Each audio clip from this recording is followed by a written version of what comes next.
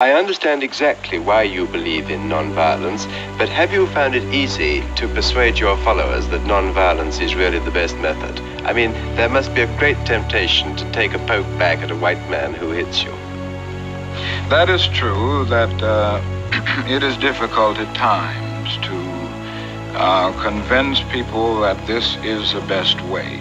And I guess it is difficult for all of us not to retaliate.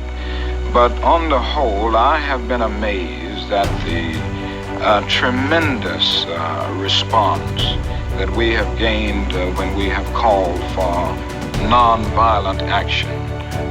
I look back over Montgomery and think of the fact that for all of these days, 381 days, more than 99 and 9/10% of the Negro citizens participated in the boycott.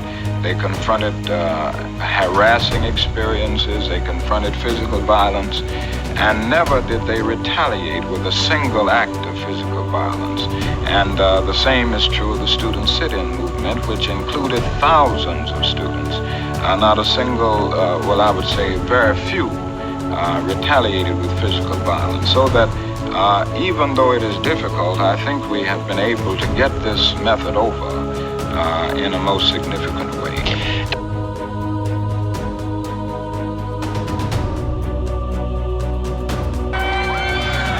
Overnight, growing national unrest. In New York City, dozens of looters seen kicking in windows and breaking into stores across Midtown Manhattan. Across the country, police are in the line of fire, facing the rage of protesters following the death of a black man at the hands of officers. The wave of violence has now washed across 29 cities, from New York, Los Angeles, New Orleans, Seattle, and Minneapolis, ground zero for that anger and outrage now being vented by so many Americans. Police unleash force. In a country gone to hell. A loaded assault rifle snatched by a private guard at gunpoint as officers, dangerously outnumbered, surrounded. Officers being chased by the group here. Their cars on fire. Looters take over. As Saturday night anarchy reigns through America. This is Beverly Hills. High-end stores looted, famous shopping centre The Grove cleaned out.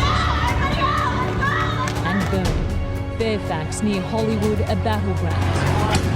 LA has survived a history of race riots. It's in one again. It's one of our darkest days when I saw it last, and it's repeating. This time it's nationwide. New York, under siege. Leave them alone! Get out of here! America unravelled before our eyes. A block from the White House, buildings burn.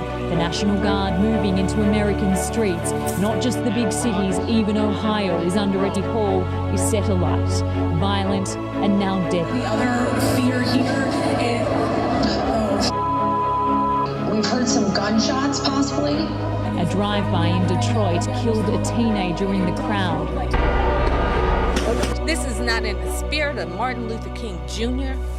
This is chaos. There is no honor in burning down your city. We as a city are so much more than this. A curfew is now in place here in Los Angeles, as it is in many cities tonight, but it's having no effect here. That store being looted right now. The nearest police are actually only just down at those traffic lights, but they're dealing with other people. A long night with resources spread thin. And here now the consequences of authorities being stretched to the limit here on Los Angeles' famous Melrose Avenue, this building up in flames.